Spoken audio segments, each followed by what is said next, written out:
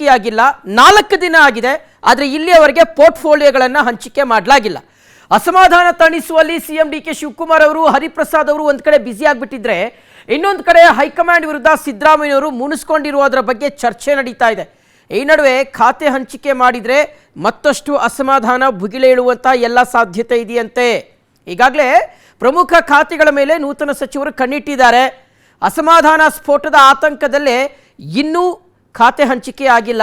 ಈ ವಿಚಾರವನ್ನು ಮುಂದಿಟ್ಕೊಂಡು ಮುಖ್ಯಮಂತ್ರಿ ಡಿ ಕೆ ಶಿವಕುಮಾರ್ ಅವರಿಗೆ ಟಾಂಗ್ ಕೊಟ್ಟಿದೆ ಬಿಜೆಪಿ. ಡಿ ಕೆ ಶಿವಕುಮಾರ್ ಅವರು ಅದಕ್ಕೆ ತಿರುಗೇಟನ್ನು ಕೊಟ್ಟಿದ್ದಾರೆ. ಯಡಿಯೂರಪ್ಪ ಎಷ್ಟು ದಿನ ಖಾತೆ ಹಂಚಿಕೆ ಮಾಡಿದ್ರು? ಆಗಸ್ಟ್ 13ನೇ ತಾರೀಕಿನವರೆಗೂ ಸಹ ಕಾಲಾವಕಾಶ ಇದೆ, ನೋಡೋಣ ಇರಿ ಅಂತ ಹೇಳಿದ್ದಾರೆ. ಇದೆಲ್ಲದರ ನಡುವೆ ಇವತ್ತು ರಾತ್ರಿ ಮುಖ್ಯಮಂತ್ರಿ ಡಿ ಕೆ ಶಿವಕುಮಾರ್ ಅವರು ಹಾಗೂ ಮಾಜಿ ಸಿಎಂ ಸಿದ್ದರಾಮಯ್ಯವರು ದೆಹಲಿಗೆ ದೌಡಾಯಿಸ್ತಾರೆ. ಸಂಪುಟದಲ್ಲಿ ಬದಲಾವಣೆ ಮಾಡಬೇಕಾದಂಥ ಅನಿವಾರ್ಯತೆ ಖಂಡಿತವಾಗ್ಲೂ ಇದೆ. ಹೀಗಾಗಿ ಹೈಕಮಾಂಡ್ ಅನುಮತಿಯನ್ನು ಪಡ್ಕೊಳ್ಳೋದಕ್ಕೆ ಸಿಎಂ ಮುಂದಾಗಿದ್ದು, ನಾಳೆ ವರಿಷ್ಠರ ಜೊತೆ ಮಾತುಕತೆಯನ್ನು ನಡೆಸಲಿದ್ದಾರೆ. ಮುಖ್ಯಮಂತ್ರಿಗಳು ಸಿದ್ದರಾಮಯ್ಯನವರ ಜೊತೆಗೆ ಆರ್ಥಿಕ ಸಲಹೆಗಾರಿ ಕೆಲಸ ಮಾಡಿ ಬಜೆಟ್ ಪ್ರಿಪ್ರೇಷನ್ ಅವ್ರ ಜೊತೆಗೆ ಮಾಡ್ತಾ ಇದ್ದೀನಿ. ಹೀಗಾಗಿ ನನಗೆ ಫೈನಾನ್ಸ್ ಡಿಪಾರ್ಟ್ಮೆಂಟ್ನಲ್ಲಿ ಏನೇನು ಹೇಗಿದೆ ಅನ್ನೋದೆಲ್ಲ ವಿಚಾರಗಳು ಗೊತ್ತಿದೆ. ಈಗ ನಮ್ಮ ಜಿಲ್ಲೆಯಲ್ಲಿ ಒಂದು ಕ್ಯಾನ್ಸರ್ ಹಾಸ್ಪಿಟಲ್ ಕೊಟ್ಟಿದ್ದಾರೆ. We want to implement cancer hospital. ಅದು ಬೇರೆ ಬೇರೆ ಸಣ್ಣ ಪುಟ್ಟ ಕೆಲಸಗಳಿದ್ದಾರೆ. ಅದರ ವಿವರವನ್ನು ನೆಕ್ಸ್ಟ್ ಟೈಮ್ ಮಾತಾಡೋಣ. ಜಿಲ್ಲೆಗೆ ಏನಾಗಬೇಕು ಅನ್ನೋದ್ರ ಬಗ್ಗೆ ವಿವರವನ್ನು ಇವತ್ತೆಲ್ಲ ಮಾತಾಡಲಿಕ್ಕಾಗಲ್ಲ. ಅದಕ್ಕೆ ಅದರ ಅರಿವು ನನಗಿದೆ ಅಂತ ಹೇಳಲಿಕ್ಕೆ ಹೇಳಿದೆ. ಮುಖ್ಯವಾಗಿ ಇನ್ನು ಈ ಸಚಿವ ಸ್ಥಾನ ಸಿಕ್ಕಿದೆ ಒಂದು ದೊಡ್ಡ ಪುಣ್ಯ ಅಂತ ತಿಳ್ಕೊಂಡಿರುವಂಥ ಜಮೀರ್ ಅಹಮದ್ ಅವರು, ನನಗೆ ಯಾವುದೇ ಖಾತೆ ಕೊಟ್ಟರು ನಿಭಾಯಿಸ್ತೀನಿ, ಯಾವುದೇ ಜವಾಬ್ದಾರಿ ವಹಿಸಿದ್ರು ನಿಭಾಯಿಸ್ತೀನಿ ಅಂತ ಹೇಳಿದ್ದಾರೆ.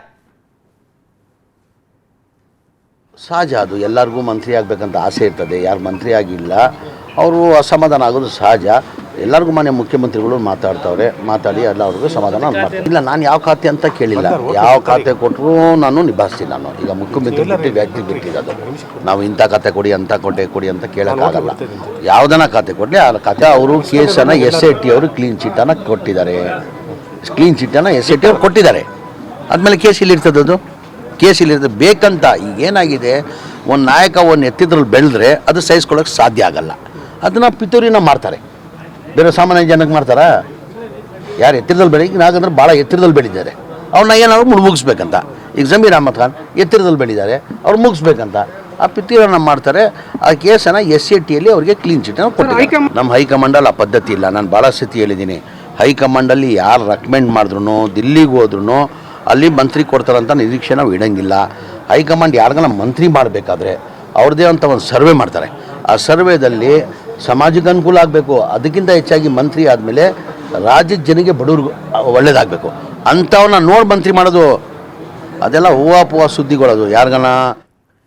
ಇನ್ನು ಈ ಸಚಿವ ಸಂಪುಟ ವಿಸ್ತರಣೆ ಬೆನ್ನಲ್ಲೇ ಆಕಾಂಕ್ಷಿಗಳು ಮಾತ್ರವಲ್ಲದೆ ತಮ್ಮ ಆಪ್ತರಿಗೂ ಸಹ ಅವಕಾಶ ಸಿಕ್ಕಿಲ್ಲ ಅಂತ ಮಾಜಿ ಸಿಎಂ ಸಿದ್ದರಾಮಯ್ಯನವರು ಕೂಡ ಸಿಕ್ಕಾಪಟ್ಟೆ ಬೇಸರಗೊಂಡಿದ್ದಾರೆ ಅನ್ನೋದ್ರ ಬಗ್ಗೆ ಚರ್ಚೆ ನಡೀತಾ ಇದೆ.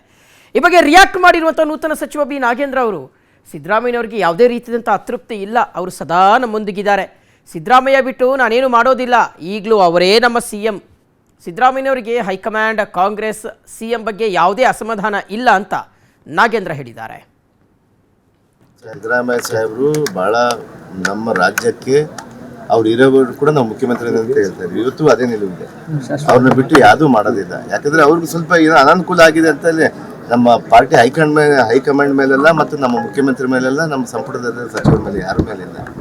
ಏನೋ ಅವರು ಭೇಟಿ ಆಗಲಿಲ್ಲ ಅಂದರೆ ಬರೋಕ್ಕಾಗಲಿಲ್ಲ.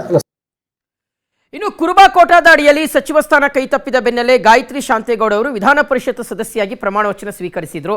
ವಿಧಾನಸೌಧದ ಸಭಾಪತಿ ಕಚೇರಿಯಲ್ಲಿ ನಡೆದಂಥ ಸರಳ ಸಮಾರಂಭದಲ್ಲಿ ಪರಿಷತ್ ಸಭಾಪತಿ ಬಸವರಾಜ ಹೊರಟ್ಟಿ ಅವರು ಗಾಯತ್ರಿ ಶಾಂತೇಗೌಡ ಅವರಿಗೆ ಪ್ರತಿಜ್ಞಾ ವಿಧಿಯನ್ನು ಬೋಧಿಸಿದರು. ಕಾರ್ಯಕ್ರಮಕ್ಕೆ ಮುಖ್ಯಮಂತ್ರಿ ಡಿ ಕೆ ಶಿವಕುಮಾರ್ ಅವರು ಮತ್ತು KPCC ಅಧ್ಯಕ್ಷರಾದಂತಹ BK ಹರಿಪ್ರಸಾದ್ ಸೇರಿದಂತೆ ಹಲವು ಗಣ್ಯರು ಸಾಕ್ಷಿಯಾದರು. ಚಿಕ್ಕಮಗಳೂರು ಸ್ಥಳೀಯ ಸಂಸ್ಥೆಗಳಿಂದ ನಡೆದಂಥ ಚುನಾವಣೆಯಲ್ಲಿ ಮರುಮತ ಎಣಿಕೆಯಲ್ಲಿ ಗಾಯತ್ರಿ ಶಾಂತೇಗೌಡ ಅವರು ಆಯ್ಕೆಯಾಗಿದ್ದಾರೆ. ಈಗ ಪರಿಷತ್ ಸದಸ್ಯರಾಗಿದ್ದಾರೆ.